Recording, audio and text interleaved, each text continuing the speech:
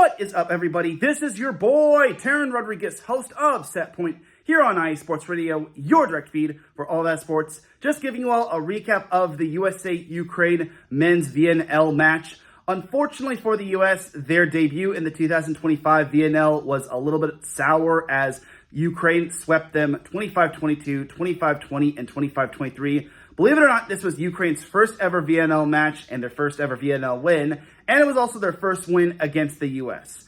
Keep in mind, the U.S. has a very young team, a lot of inexperience on their team, and Karch was coaching his first U.S. men's match.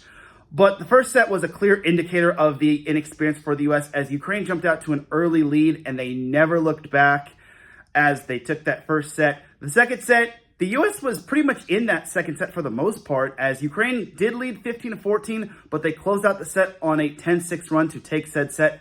And after the second set, Karch said to Volleyball TV that his team was, quote-unquote, making not smart plays, which showed the inexperience from this U.S. roster. But in set three, the U.S. showed quite a bit of promise. They were up 10-5, but this was the key moment.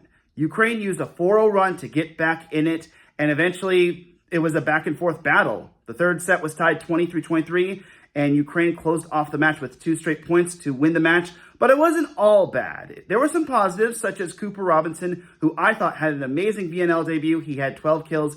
Gabby Garcia was also pretty solid, totaling 10 kills and 2 blocks. Andrew Rowan ran the offense to a T. I thought he was solid as well. He had that connection with Big Coop.